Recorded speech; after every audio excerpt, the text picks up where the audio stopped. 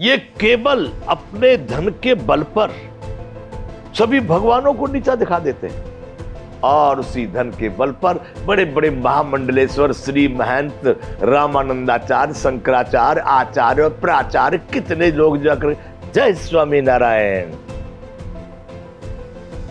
निर्णयात्मक होगा खेल बंधुओं। अब यदि आपने शुरू कर दिया बाजी तो समाप्त कोई और करेगा। आप लोगों ने शुरू कर दिया ना अभी हनुमान जी के नीचे बैठाने का, उनको ऊपर बैठाने का। करो अपना कार्यक्रम। करते हो तो सनातन को मानते हो तो स्वामी नारायण को छोड़ दो पीछे, फिर सनातन के उस इष्ट को लेकर के एक ही इष्ट होना चाहिए, बाकी सब अनिष्ट होगा।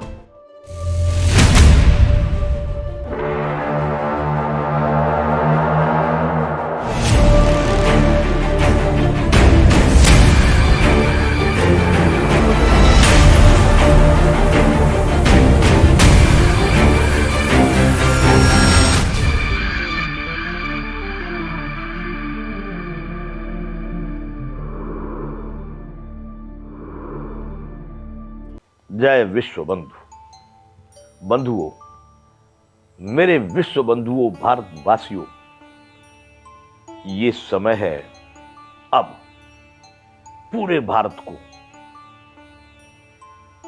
सबका, शासकों का, संतों का, समाज सुधारकों का, सबका एक ही अभिप्राय है। क्या? एकता। मैं भी कहता हूं क्या? एकता, अखंडता, स्वतंत्रता चाहिए।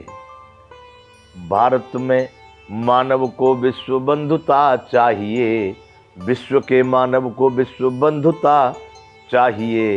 एकता, अखंडता, स्वतंत्रता चाहिए। कैसे होगी? अनेकता में एकता बिल्कुल गलत।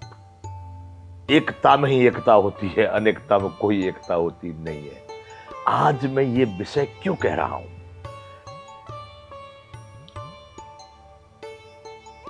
कितने दिन हो गए हमारे गुजरात में एक बवाल चल रहा है।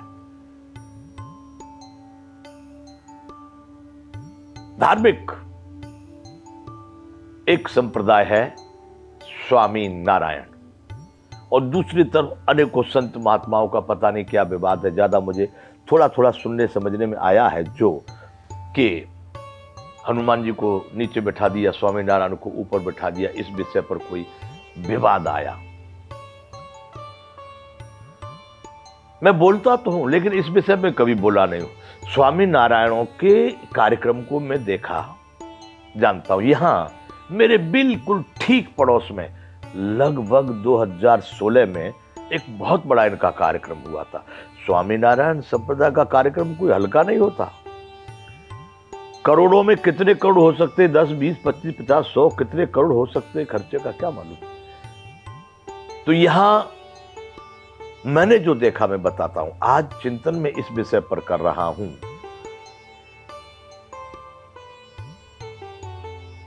पिक्चर का गीत सुनो। एक पहले किसी पिक्चर का गीत था क्या? मुझको बर्बादी का कोई गम नहीं, गम है बर्बादी का क्यों चर्चा हुआ। कल चमन था आज एक सेहरा हुआ, देखते ही देखते ये क्या हुआ।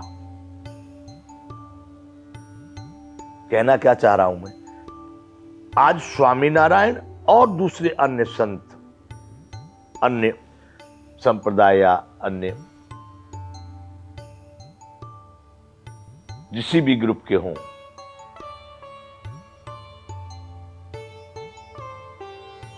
देवताओं की लड़ाई हो गई। मेरा देवता ऊंचा, मेरा। स्वामी नारायण की मैं एक कथा आपको बताता हूं, बात करता हूं, और इस बात को इसलिए करता हूं कि नौतम स्वामी को किसने बनाया था? अध्यक्ष, भारत साधु समाज प्रमुख, अनेक पदों से किसने विभूषित किया? अपने आप बन जाते लोग मनमुखी, या यूं बने हुए हैं? इनको कौन बना रहा है? प्रश्न बहुत सारे आएंगे, लेकिन एक में इस भारत के साधु समाज को या संतों को या भक्तों को या संप्रदायों को एक कथा सुना रहा हूं, उसमें निर्णय आपको करना है, ठीक क्या और गलत क्या, स्वामीनारायण क्या और दूसरा क्या। क्या, इसको सुनाता हूं। अथ श्री स्वामी नारायण कथा। 2016 में बिल्कुल मेरे साथ में, मेरे जहां पर मैं रहता हूं, ओखेश्वर महादेव मंदिर सूरत, यहीं पर बिल्कुल लगा हुआ है, इसके बाजू में इनका एक बहुत बड़ा कार्यक्रम हुआ, लगभग 100 बीघा जमीन में। अच्छा, उस समय पर हमारे यहां शायद उज्जैन में कुंभ था।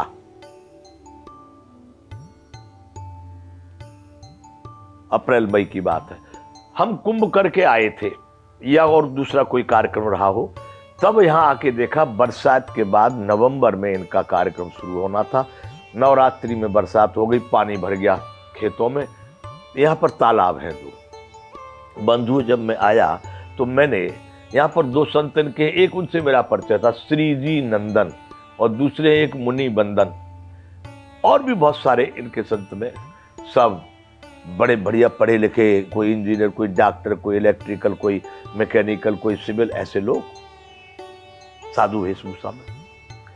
अब वहां पर पानी भरा खेतों में, कार्यक्रम कैसे होगा, जो हमसे बन सका, बहुत सारे यहाँ पर ट्रैक्टर ट्यूबवेल लगाए और उस तालाब के माध्यम से पानी निकाला, जो कुछ बन सका सेवा। हम तो छाछ और दूध की भी सेवा इनको की है। इनका अभी एक बहुत बड़ा यहाँ बन रहा है हमारे पास में ही, करमला एक गांव है, वहां पर बहुत बड़ा, बताते हैं, सुनने में आता, भी कितना बड़ा ये नहीं कह सकता, पर बहुत बड़ा एक विशाल मंदिर का कार्यक्रम वहां पर यज्ञ हुआ था। तो 10-20 ट्रैक्टर, 5 ट्रैक्टर, 15, जितना जरूरत पड़ा, हमने गायों का गोबर भी इनको दिया था। सब हुआ। बंधु जब इनका कार्यक्रम की तैयारी हुई तो अंदर जाने की एंट्री बनाई, रास्ता, तो उस रास्ते पर कहीं कबीरदास की मूर्ति रखी, तो कहीं नानक जी की रखी, तो कहीं तुलसीदास की रखी, तो कहीं नामदेव की रखी, तो कहीं तुकाराम की रखी। ऐसे सभी मूर्तियां, जैसे रास्तों पर वॉचमैन को बैठा देते हैं ना, इस तरह से रखी। और इन सब के बाद में कम से कम 10 से 15 फुट की ऊंचाई पर जाकर के रखी गई मूर्ति इनके संत श्री प्रमुख स्वामी महाराज की। और देखा, वहां पर प्रमुख स्वामी महाराज की पूजा अर्चना भी होती, आरती होती, लेकिन इन संतों की किसी की कोई आरती पूजा नहीं, बैठे वॉचमैन थे। अब आगे इन्होंने जो मंदिर बनाया था, जहां पर लाइटिंग वगैरह होती थी, मैं इनके सहयोग में था जब तक इनका बन रहा था। बड़े बड़े डोम बनाए, नाटक दिखाते, इलेक्ट्रिक से, वैसे वैसे सब ठीक। जो मंदिर बना था, उस मंदिर की एंट्री पर एक तरफ को राधा कृष्ण और दूसरी ओर सीताराम, पीछे की तरफ में एक ओर लक्ष्मी नारायण और दूसरी ओर शिव पार्वती, और बीच में भगवान स्वामी नारायण बीच में। मैंने बंधुओं देखा, ये आरती करते न तो राम की करते थे न कृष्ण भगवान की करते। इस बात पर मेरा थोड़ा विवाद हुआ था, लेकिन मैं इन बहुत पचड़ों में पड़ना नहीं चाहता। आज क्यों पड़ा हूं कि मैं इन संतों से, इन भारतीय लोगों से, इन भारत के समाज सुधारकों से या भारत के संप्रदाय वालों से मैं इनसे इस बात का प्रश्न कर रहा हूं। आज पता लगा है तुमको? अभी इनका पिछले साल ही अहमदाबाद में कार्यक्रम हुआ था, बड़े बड़े चार्टर्ड प्लानों से, बड़े बड़े शंकराचार्य, आचार्य, प्राचार्य, रामानंदाचार्य और तेरे पीठाधीश्वर और फलाने फलाने अपने अपने हेलीकॉप्टरों से वहां पर आए। वाह, जब इतना प्रेम है आपका, इतना सम्मान है आपका, तो दर्द किस बात का है? अरे व्यापारीकरण को छोड़ दो भारतीयों, आप समझो। देखो भारत में कितने संत हैं और कितने बनावटी डूब रहा है। मैं कह रहा हूं, ये तृतीय विश्व युद्ध की तैयारी हो रही है, और ये विश्व युद्ध ही सारे इन क्रियाकलापों का परिणाम देने वाला होगा। इस तरह के पाप क्यों? आज हनुमान जी नीचे बैठा दिए, इसका तुमको दर्द हो रहा है? राम को और शंकर भगवान को, सीताराम को और राधा कृष्ण को और विष्णु भगवान को उन्होंने वॉचमैन बना रखा, उसका दर्द नहीं? ये जहां भी कार्यक्रम करते हैं वहां पर इन सबको बिठाते हैं। तो इनके स्वामीनारायण भगवान इनसे बहुत पुराने हो गए और ये सब नए हो गए। 220 वर्ष पहले कहां थे स्वामीनारायण भगवान? कौन से लोक में थे, कौन से उसमें थे? तो बंधुओं, मैं कहना ये चाह रहा हूं कि इस तरह से ये आपके सभी संप्रदायों के जो इष्ट हैं उनको भी ये वॉचमैन बना के ही रखते हैं। उस पर आपको कष्ट नहीं होता। आज आप लड़ने निकले हो, इस बात को मैं आगे और बढ़ाऊंगा। और यहां पर मैं भी कहना चाहता हूं कि हनुमान जी के ऊपर नीच करने से इतना तुमको दुख हो रहा है।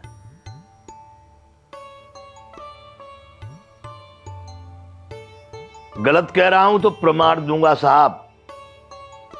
क्यों? केवल दान दक्षिणा के चक्कर में तुमको मान पान कर दिया। हो फलाने फलाने बस प्रणाम, जय स्वामी नारायण। यदि यही बात है, यदि आज हनुमान जी के छोटेपन की बात तुमको अखर रही है, तो मैं कहता हूं कि विष्णु भगवान और शंकर भगवान और श्री रामचंद्र भगवान, श्री कृष्ण भगवान, इनकी बात तुमको नहीं अखरती।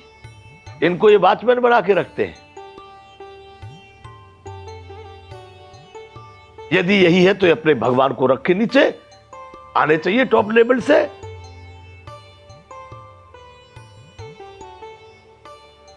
जो जितने श्रेष्ठ और सीनियर भगवान है उनको ऊपर रखो।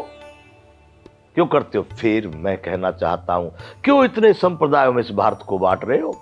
सनातन को तुमने इतने टुकड़े करके शांति नहीं मिली।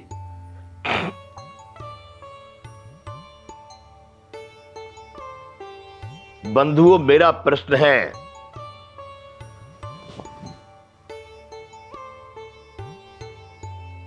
इस भारत में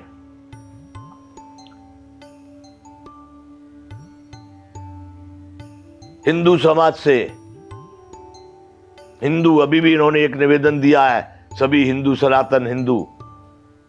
अरे सनातन सनातन है, न वो हिंदू है, न मुसलमान है, न कोई यहूदी है, न पारसी है, न बौद्ध है, न जैन है, न स्वामीनारायण सिख है।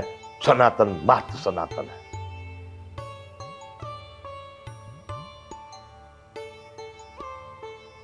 ये केवल अपने धन के बल पर सभी भगवानों को नीचा दिखा देते हैं और उसी धन के बल पर बड़े बड़े महामंडलेश्वर, श्री महंत, रामानंदाचार्य, शंकराचार्य, आचार्य और प्राचार्य, कितने लोग जाकर जय स्वामी नारायण। निर्णयात्मक होगा खेल बंधुओं। अब यदि आपने शुरू कर दिया बाजी तो समाप्त कोई और करेगा। आप लोगों ने शुरू कर दिया ना अब ये हनुमान जी के नीचे बैठाने का, उनको ऊपर बैठाने का।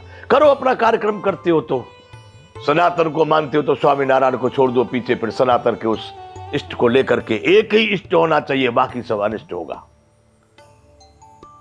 इनको वॉचमैन बना करके बैठा करके तो जय स्वामी नारायण कर रहे हो। मैं उन सभी भारतीय संतों से, उन उच्च कोटि के विद्वानों से, उन समाज सुधारकों से, सबसे ये प्रश्न करता हूं और आग्रह करता हूं, एक निर्णयात्मक भारत के लिए स्थिति बनाओ। नहीं तो ये भारत के हित में नहीं है, और यदि भारत के हित में नहीं है तो तुम्हारा हित तो कहां से होने वाला है। मैं कहता हूं कि नाव डूबेगी तो डूबोगे सारे, न तुम ही बचोगे न साथी तुम्हारे।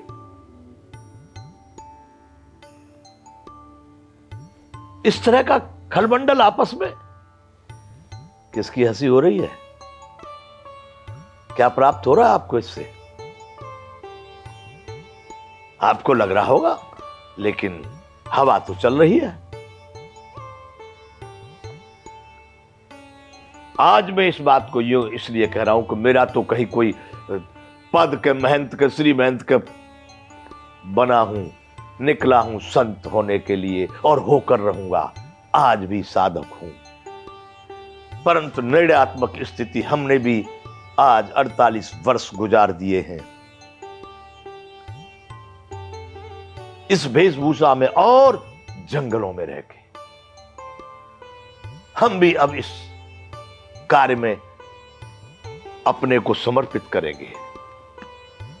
यदि यही है कि आपको किसी को भी कोई मर्यादा सीमा, कोई शर्म लज्जा कुछ नहीं है, तो फिर क्या होगा? अब इसका निर्णय अगर इस समय पर आप लोगों ने वो भी कर दिया था, शट डाउन, चलो भाई हो गया फैसला, तो फैसला फैसला होगा। अब ये देवी देवताओं के कारण की लड़ाई, अच्छा है सभी आर्य समाज को अपना लो, क्या तकलीफ है? मुझे कोई कहने लगे भाई बाबा जी तुम आर्य समाज में पक्का आर्य समाजी हो, कोई तकलीफ नहीं, मैं सभी समाजों में शामिल रहता हूं, लेकिन इन देवता कहने वाले, भगवान कहे जाने वाले, इनका इस तरह से ऊंचा नीचा, छोटा बड़ा, अपमान मान, ये तुम्हारे बस की बात नहीं है। इसलिए बंधुओं, मैं स्वामीनारायण संप्रदाय को एक धन का बड़ा व्यापारिक प्रतिष्ठान मानता हूं। यदि बात रही अध्यात्म की, तो मैं आज आपके समक्ष कह रहा हूं कि कोई भी स्वामीनारायण का संत मुझसे अध्यात्म विषय पर, ब्रह्म ज्ञान, तत्व ज्ञान, जो भी ज्ञान है, किसी भी विषय पर मुझसे खुलेआम सार्वजनिक रूप से मंच पर चर्चा करें, मैं उस संवाद के लिए जब कहे तभी तैयार रहूंगा, रात को छोड़ के बंधुओं, क्योंकि मैं निशाचरों वाला काम नहीं करता। जहां कहे जैसे कहे मैं तैयार रहूंगा। नैतिक रूप से, सैद्धांतिक रूप से उस विषय की चर्चा होनी चाहिए। भगवान क्या या धर्म क्या या भगवत सत्ता क्या है। हमने तो सुना था कि बड़े बड़े राजकुमार और राजा लोग उस वैभव को छोड़ करके उसकी खोज में गए, और यहां पर ये गरीब लोग, दुखी लोग वैभव पा करके भगवान को पा रहे हैं। विडंबना है। बंधुओं, मेरी तो सभी भारतीयों से, और संत महात्मा अगर हैं, विद्वान संत महात्मा जिनको कहते हैं, तो भाई हाथ जोड़ के करबद्ध प्रणाम, साष्टांग दंडवत, माथा जमीन पर रखड़ के, जैसे भी है संतों के लिए कोटि कोटि प्रणाम, दंडवत वंदन। और उन संतों को मैं ये भी आग्रह करना चाहूंगा कि भारत को भारत रख लें, सनातन को सनातन रख लें। ये पाखंडों के भुलावे में आकर के अल्प लोभरे क्या करोगे, संत बन के निकले हो तो संतों में आपको, मैं संत नहीं हूं, चरणों की धूल संतों की हो जाऊं तो भी ठीक है, परंतु यदि आप संत हैं तो संताई को पैसे से मत बेच दो। ये पद प्रतिष्ठा और मान के चक्कर में किसने कहा संतों को लिए चाहिए? तो इस बात का निर्णय हो कि बार बार इस तरह का, इससे पहले भी स्वामीनारायण का एक चल रहा था, मैं कुछ नहीं बोला हूं। शंकर भगवान इनके बाबा जी के दर्शन करने के लिए आए, उन्होंने कहा भाई हम तो इसके योग्य नहीं, अभी जो महाराज जी के दर्शन कर पाओ। शंकर भगवान कह रहे, सुना होगा आपने, कुछ दिन पहले चला था। बहुत सारे इनके ये चरित्रवान है कि धनवान है कि गुणवान है, मेरा इनसे कोई विरोध नहीं है, मेरा किसी से कुछ लेना देना नहीं है। लेकिन यदि ये बात भारत की आ रही है, यहां पर प्रतिष्ठा, यहां पर दाग लग रहा है भारतीय संस्कृति को, यहां नहीं हो रहा है तो भारत का। इसलिए अब यह निर्णय करना होगा कि जिन लोगों ने भी इस विवाद में या जो भी कुछ घटना है इसमें जो भागीदार बने हैं, तो इसका उस निर्णय तक पहुंचा करके हो कि पुनः कभी भी इस प्रकार का कोई भी वाद विवाद या समस्या सामने न आ सके। बंधुओं, यहीं पर मैं इसको विराम करता हूं। जय विश्व बंधु।